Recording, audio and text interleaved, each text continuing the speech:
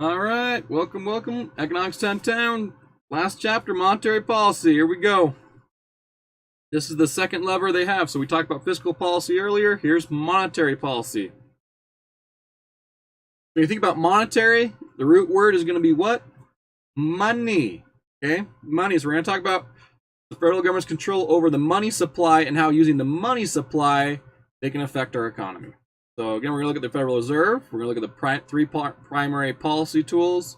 We're talking about open market operations, stimulus versus restraint on monetary supply, and just the overall macro outcomes. Okay, so get ready. Here we go. We're going over monetary policy. The goal of this chapter is to examine how monetary policy affects macro outcomes. Okay, so remember this graph before, except this time, okay, they're going to see how it affects output, jobs, and prices. Okay, so it's the same thing, output, jobs, and prices, except we're going to use the monetary policy. Okay, last time it was fiscal, this time it's monetary policy. Same things are going to be affected: output, jobs, prices. Okay, money supply is controlled by the Federal Reserve System, the central bank of the U.S. Okay, referred to as the Fed, created in 1913. System of 12 regional Fed banks and central controls headed by a chairman. Okay, so the money supply is all controlled by them as far as the amount that's in the supply. The role of the Fed is to conduct monetary policy. Fed uses money and credit controls to influence macroeconomic activity. What does that mean? You'll see in a bit. We'll go over that. First, we're just going to look at how it's all formed together. You have the 12 district banks. They perform many critical services to accomplish this role. Okay, this is what they do: clearing checks between private banks. Okay, when you have one bank talking to another bank, how do they know things are going right? Well, they go through a check clearing through those banks, and it provides that service. Okay, holding bank reserves. So a lot of times, if you're a bank and you have to hold reserves, obviously, to make sure you can cover things when needed, they have a reserve ratio.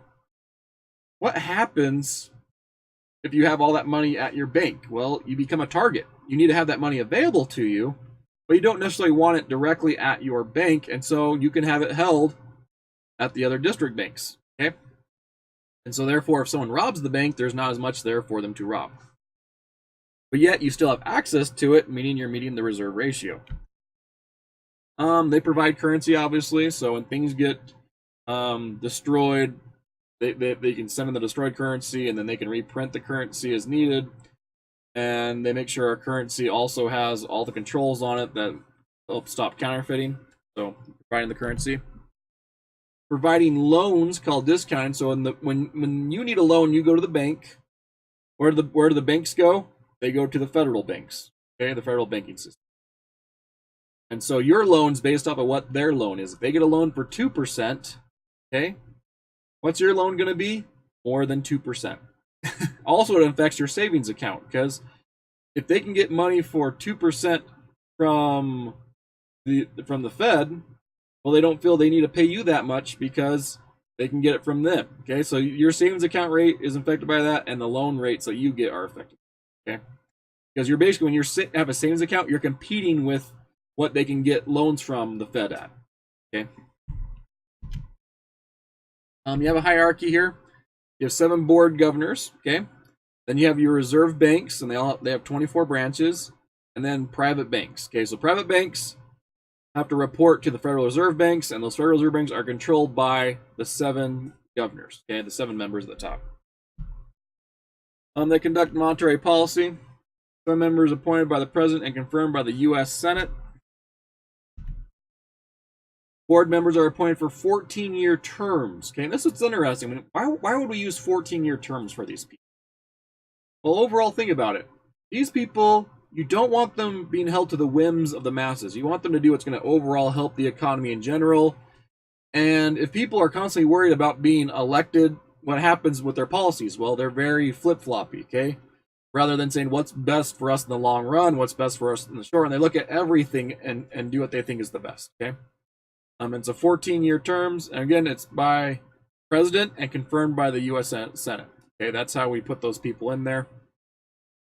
And They're in there for a long time, 14 years. So they have a lot of power once they're in there. And designed to be independent of political pressure. That's why it's 14 years. If it was 2 years, would they be independent of political pressure? No. 14 years, you're just going to do what you think is right for the economy. The chairman of the board of governors is the Fed's most visible member. So this is the head, basically. Okay. These people, though, if it's the head, it's a 4-year term. Okay. In other words, these people, we do want some people, and most importantly, the person who's mainly in charge, to be at a 4-year term, and it's about the same term we have for presidents of the entire U.S. Okay, so it kind of makes sense. It's kind of sort of a balance. It's not every 2 years they're being reelected, but it's 4 years.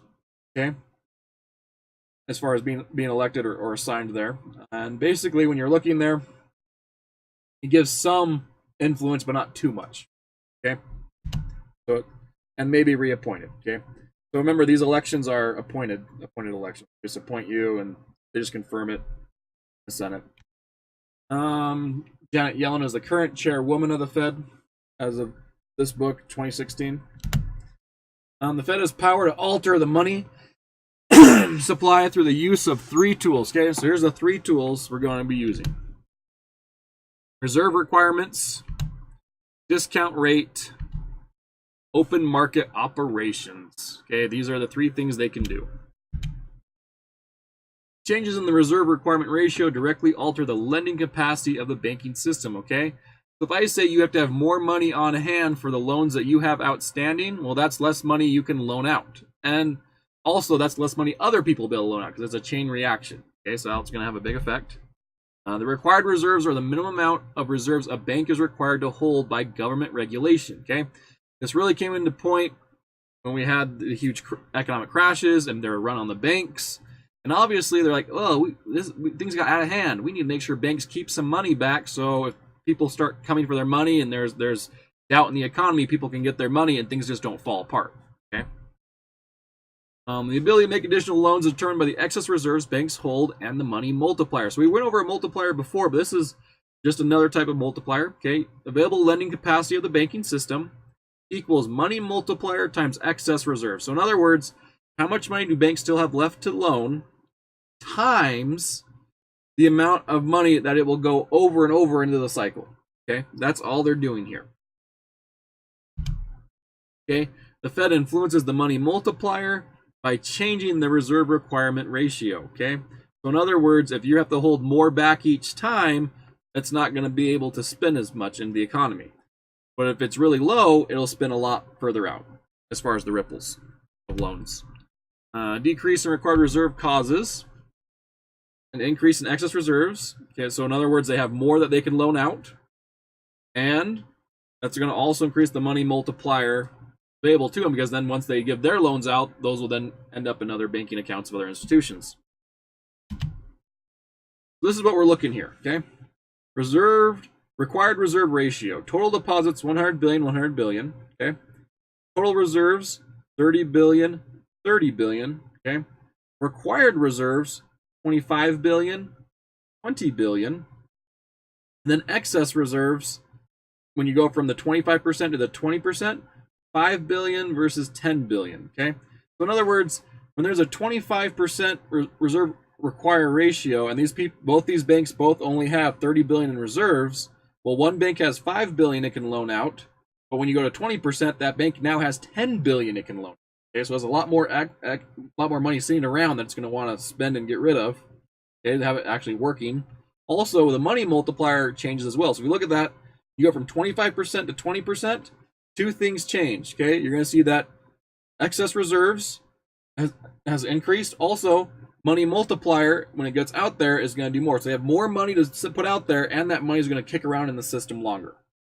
So in other words, the unused lending capacity of the system changes. Okay, you're going from 20 billion with 25% to 50 billion with 20%, because both of those numbers change, the excess reserves and the money multiplier. So again, look at that. What 2 things change? The excess reserves change. Okay, because obviously they have more excess reserves because they don't have to keep as much back by law. And the money multiplier changes because when it goes into other banking institutions, that'll be kicked around more.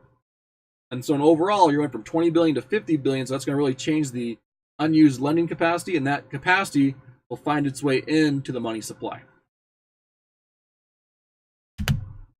The reserve require is seldom changed due to its large effect on reserves. Okay, so in other words, this tool of the reserve require ratio, it's something they don't like to mess with because it really affects a lot of accounts, and it's in a big dramatic way. Okay, it sends a shock through the system. It's a big shock, and it's kind of like dynamite. You don't use it unless you have to. There are times to use dynamite, times not to use dynamite. It's a really big, shocking tool. Okay, it's very powerful, very big and shocking. Okay. An increase in reserve requires banks to hold more required reserves. Also, too, once you start changing the reserve ratio, banks are really not scared. They're timid, basically. They don't know whether or not they should loan out more. They don't know if the ratio is going to change. Okay, and basically, it creates a lot of uncertainty in the market. And when there's uncertainty in the market, people act cautiously, and not cautiously in that they're trying to be safe, cautiously in that they're just not doing anything. Okay, because there's uncertainty. May not have reserves to do lending. Slows the pace of lending. Yeah, it does. It slows the pace of lending in general. When you start messing with the reserve requirement, people are always checking on it. People end up having a little bit more than is required as far as the reserve ratio because they don't know if it's going to change. In other words, if you know a storm's going to come, you're going to get prepared for it. But if you know it's going to be sunny outside, you're just going to work on getting your yard work done. That's basically how it works as far as like lending type stuff. Like bankers, if they don't have to worry about it as much, they can focus more on the other stuff. Okay. Changes in the discount rate may alter the bank's lending abilities. This one you'll see used a lot more often than the past one. Okay. Banks maximize profits by lending out most or all of its excess reserves. Obviously, banks want their money working. How do banks get money to work? They give out loans, and those loans bring in more money than what that money costs them to acquire. Okay, whether it be through the Fed or through your savings accounts. Okay. Banks may require temporary assistance to meet reserve requirements. Okay, so sometimes Feds give out a loan and they need to kind of move money around real fast. They can go to the Fed and get these quick loans to just make sure they're always current on their reserve. Okay, as far as the reserve ratio required. Because again, it's the bank's bank. Okay, and if you have a good relationship with the Fed as your private bank, then it's very easy to do. If you have a bad relationship with the Fed, then you're not going to be able to have as much access to that temporary assistance. Bank borrow reserves from the Fed and pays the discount rate. Okay. Okay.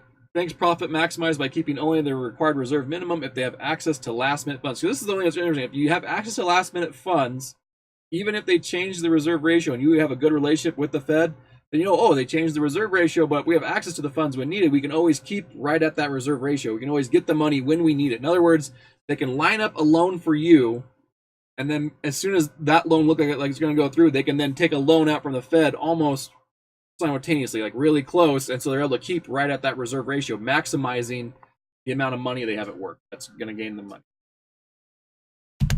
For all fund market, banks borrow reserve from other banks. Okay, and that's the other thing is you can also borrow from other banks. Other banks have unused lending capacity, and they don't have any loans yet to put it on. You can borrow temporarily from other banks in that market and get from them. You do have security sales, which are also possible, selling securities, and then you have a discount loan, okay, which is getting the loans from the Fed. Changing the discount rate changes the cost of money for banks and the incentive to borrow reserves.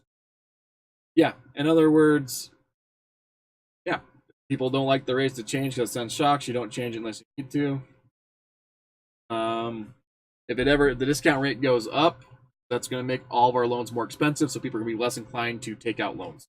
If the discount rate goes down, then the bank's loans will also offset and go down, and therefore people then have more incentive to do loans. Overall, this is what they're going to do. Lower discount rate encourages banks to make loans. Why? If money is really cheap for them and they can make money off the loans, they really want to loan it out. Okay? Higher discount rate discourages banks from making loans because they're just going to there's going to be more discouraged because there's going to be less people looking to take out loans at higher rates. Okay? You're not going to have as many people applying for loans. Open market operations are the principal mechanism for altering reserves. Okay, this is something they do the most of. Okay, this doesn't send as many shocks, and you can be very specific. Okay, this is a very laser-like tool. Okay, the most important tool and primary way of changing the money supply. So the other things we talked about were more big, heavy tools. It's like sledgehammers. Okay, this is more laser. It's precise. It's quick. It's fast. Open market operations. All it is the Fed purchasing and selling existing government bonds. Okay, in other words, bonds are what people use as investments. Okay, and if your money is tied up in an investment, is it in the money supply? No. So if the Fed purchases bonds from people or from banks, okay, what happens is when they purchase those bonds, think about, okay, so the Fed's purchasing bonds. How do they purchase bonds? They give you money. That means they're going to increase the money supply. If the Fed is selling bonds to people, okay, that means you're giving them money, and that's going to take money out of the supply. And so in other words, they can be very specific, and they can do it on a daily basis. They're not going to impact as many things overall as far as how things normally run, okay? It's designed to affect bank portfolios. So in other words, they're looking at what banks are carrying, and they're going to say, what are these banks carrying as far as the bonds that go? And if we purchase or sell bonds from the banks based on the current market prices of bonds, they can affect the money supply, okay? The Fed influences whether a bank will hold government bonds or reserves that could be lent out. Yeah, because in other words, if the Fed buys up a lot of the government bonds that are on the market, so then the banks have this excess of money, then with the excess of money, that increases their reserves, they're then going to loan out more. Okay. If the Fed buys bonds, increases reserves, and the money supply, exactly like I said. If the Fed sells a bond, though, okay, you're going to reduce reserves and money supply. Because if I'm selling the bond, that means they have to give me the government money. They give the government money, that's going to take out money from the money supply. The purchase kits are going to illustrate it. They have a Federal Open Market Committee. You have the public purchases government bonds, pays for bonds with Federal Reserve checks. Okay, so it goes to the public. Private bank bond seller deposits Fed check. Okay, bank deposits check at Fed bank as a reserve credit. Okay, so that's just how you do the bonds. That's pretty straightforward. It goes from open market committee to public to private banks, and then go to the regional Federal Reserve Bank. Summarize, there are three levers. Okay, let's go over those three levers again. Reserve requirement, okay? So if I affect how much money they have to keep back for their, based on the loans that they have out, that will affect their lending capacity as far as the excess reserves they have. Also, it affects how much that lending capacity can kick around in the system after they lend it out. So it's going to affect both the money multiplier and their reserves. Okay, the reserve requirements will. Discount rates, again, that's going back to the banker's bank, which is the Fed. If their rate goes up, then the bank is going to have to increase their rate because their rate's based on theirs. And then your personal rate is going up because you're directly related to that. Okay. If they lower the discount rate, though, then the banks can have their rate lowered, okay, because they're directly connected, and then you get a lower rate. Open market operations, all that is bonds, and if the government puts more bonds out there, then people are buying those bonds with money. That takes money out of the supply.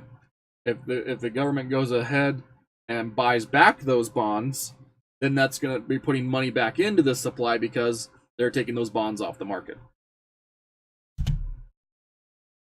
The Fed has effective control of the nation's supply. Basically, with these three tools, you really do have effective control. You can be as narrow as you want as far as exactly how much money there is in the money. So why does it matter what money there is in the money supply? Well, think about it. If there's more money in the money supply, okay, that's going to affect the way people are able to bid on items in the market, okay, and that's going to affect your aggregate demand curves, okay? Just that simple. See. Stabilize the economy at full potential employment. Multiplier affects the money supply. Changes in the money supply shift the AD curve. Okay, so now we're going to actually go ahead and take a look at this. The Fed can increase AD by raising the money supply through monetary policy. Okay. So lowering the reserve requirement. So basically, the more money there is out there, the more money there is in the system, the more bidding that goes on. That bidding shifts the AD curve out, okay? And lowering the discount rate will also do the same thing. And buying bonds. These are the three things they can do. Increase AD. Lower reserve requirement, which does have drawbacks because then you're getting into more risky stuff where if the loans need to be covered, if there's a run on banks, could be an issue with that, which is also part of the reason why we have the insurance policy on bank accounts now through the Fed. Lowering the discount rate. Overall, they're getting your loans based on the loan that they can get from their bank, which is the Fed, and buying bonds. Let's take a look at this. Right there, they got AD1. There's AD2. So if you do any of these things, you're going to shift AD outward. Okay? And what's that going to do? Number one, remember, we talked about the three things that affects. Whenever you shift the AD curve, it's going to affect three things. It's going to affect the price level. So the prices will go up. Rate of output will go up. And if we're producing more, it takes what to produce more? More people employed. That will go up. Okay? And then you're trying to balancing it and trying to figure out, well, is the unemployment worth the inflation cost? And that's something they always have to do. Monetary policy can also be used to cool an overheating economy and combat inflation. So just as they could shift it that way, what can they do with the tools? Use them to shift things the other. All right. You can decrease the money supply. Smaller money supply shifts AD left. If there's less money in the money supply and money is more expensive, people aren't going to be bidding things up. Things are going to naturally come down. Prices come down. People are producing less. Things just move back. Okay.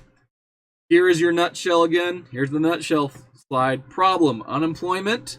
There's too much unemployment and slow GDP growth because of unemployment. Increase aggregate demand. They're going to do that by buying bonds. You buy a bond, that's going to be putting money out there. Okay, and this is the government buying the bonds. Okay, lower discount rate and then reduce the reserve requirement. Inflation, well, and there's excessive GDP growth, meaning we're kind of going on a crazy thing. We want to slow down the economy a bit, get things back, get price levels normal. Okay, decrease aggregate demand. We're going to sell bonds. Okay, if I sell bonds out there and people are buying bonds as investment tools, that's going to lock up a lot of that money that's out there.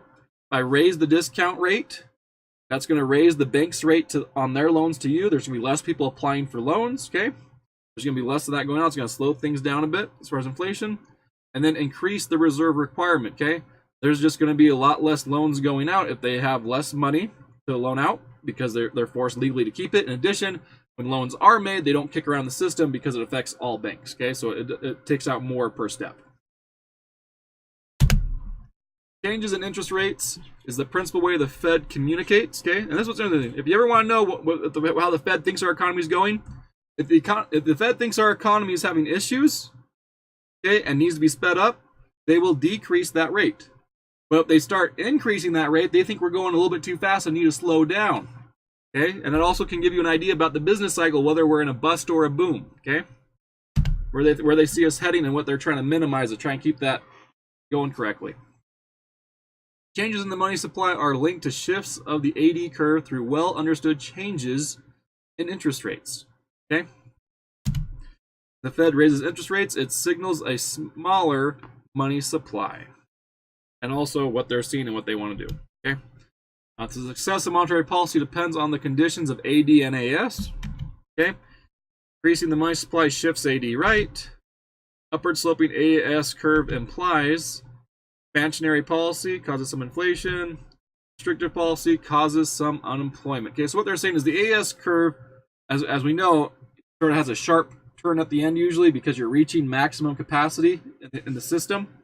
And so you get too much of an expansionary policy by shifting the AD curve too far up on that AS curve, you're going to have inflation creep up way too fast. But on the same point, if you go too far down it, then you're having excess unemployment, which you could easily fix by getting into more of that sweet spot on that curve. Okay. Here's the different ways different people view these curves. Okay, so the shape of the AS curve determines the effectiveness of monetary policy. Like I said before, it has to be a sweet spot on that curve. What if that sweet spot doesn't exist? What if you can't get into that spot to where you want to be? What happens? Okay. Well, the Keynesian view shows here with a very strict sweet spot. In other words, you keep going, going, going, and then if you go anything past that, okay, so you see 81, 82, does literally nothing. So from 81 to 82, take a look at them. Take a look at it real quick. 81 to 82, when we move our 81 to 82, prices didn't even change, and we just had more employment and production. This is how Keynesian people view it. They're like, hey, the economy has this very, very tight thing where we can keep going, but if we go even a step past that, from 82 to 83, we don't produce anything whatsoever, and prices just go up. Okay? So that's the way a Keynesian view looks at the economy. So remember, with the AD curve, even though we're shifting the AD curve, what really happens to us is based on the way the AS curve is actually looking like. Okay? A monetarist view, you look at aggregate supply going up like that. Okay? And they're just basically, when you shift AD, only prices are going up. So they're the complete opposite. They're like, hey, when you're shifting AD up, only prices are going up. We're not going to produce anything more. Okay? The AD curve is stagnant, and we're always going to produce what we can produce, and that's just where we're at. An eclectic view, which is more the correct view, okay, this kind of combines the two people together and looks at more of what's really going on in that we start reaching maximum capacity and that these a more trained view of economics. We start out with that AD curve. As we go up, what do we see? Both things happen. Prices increase, but at the same point, prices went up a little bit, but our production went up a lot. If you look at that price difference versus that quantity difference, okay, over there, we're trying to reach that full employment, but once we go past full employment, that's when we hit into big issues. Okay. Should the Fed use monetary policy discretion by fine-tuning the economy? Should the Fed be laissez-faire about it, or should the Fed really be involved in really trying to find that sweet spot? And remember, if they do that, they do need these tools and stuff. They move it at all, then they end up having either deficits or surpluses with their budgets. Okay, if they're using extra tools, okay, it's going to cause some issues. Should the Fed use fixed rules that keep the money supply growing with the economy? In other words, we're going to have money supply per person. There's this many people. We got this. We're just going to keep the money supply in this exact ratio. Use a fixed rule. During the 1990s, the Fed was not bound by any theory. The Fed used an eclectic approach of flexible rules and limited discretion. Okay, mix of the money supply and interest rate adjustments to attain desired outcomes.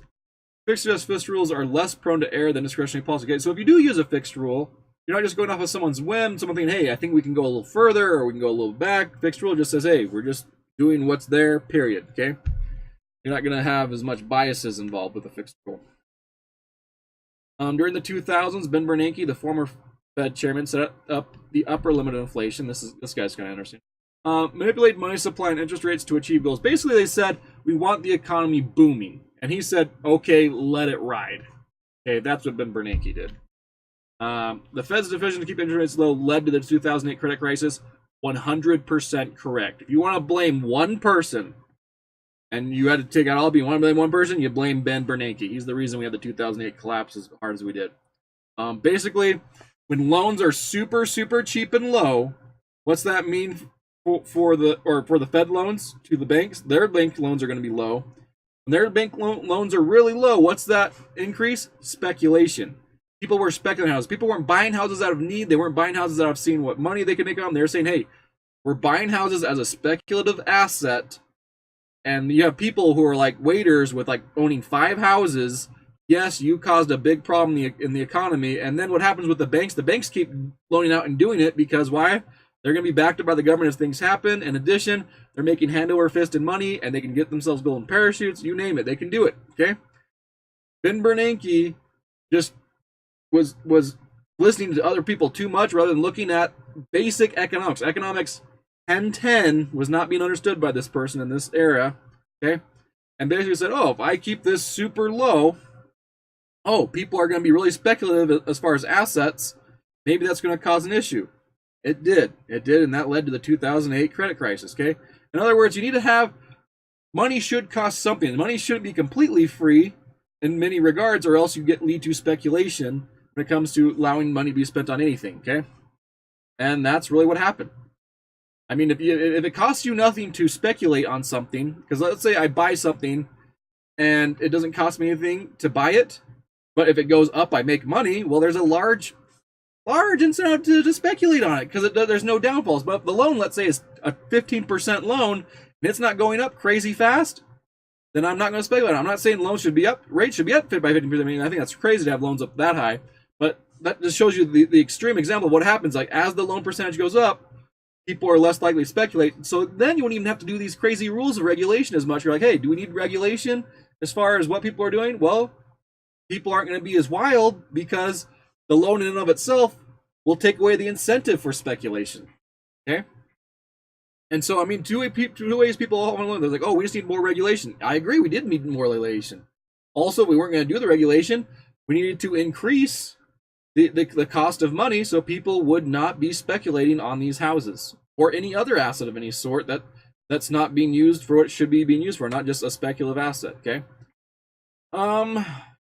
He set an upper limit on inflation, which is funny. In other words, he's like, well, as long as we don't reach some crazy inflation, I'm going to let it ride. That doesn't help. If we got crazy speculation going on, that this is going to lead to a big hit. So, okay. Enough of that rant. I can always talk to you guys more some other time about that, but it's just something. If you had one person to blame, that'd be the man. In December 2012, the Fed announced an unemployment target. The Fed would continue to stimulate the economy until unemployment fell to 6.5%. Okay, so in other words, now they have to do a fixing, basically. They're trying to fix unemployment. Even at 6.5%, the Fed continued to stimulate the economy, breaking its own rule. Okay? The Fed defenders responded that discretion was still a better part of value. Okay, so in other words, when people are trying to fix something, they often disregard the rules because they want to continue to fix it to where they think it needs to be. And again, these are all the things we went over before. We went over the open market operations, the Federal Reserve requirement, and the discount rate. Okay, those are the three main tools, and they can move AD either way. And remember, AD, it all depends on how you think that AS curve is shaped. You're trying to find that sweet spot, and for most people, it's just a normal curve. It's not like a straight block. It's not a straight line. The curve, and as you approach maximum capacity on that AS curve, that's when we really start paying for way too much inflation for very little growth in the economy. Yeah, that's about it. You guys made it. That was chapter 14. Take care, everyone. It's been good to have you guys. Okay, if you ever have any questions, let me know. Always leave it in the comments in the bottom. I might be on, other people might be on. Take care, everybody.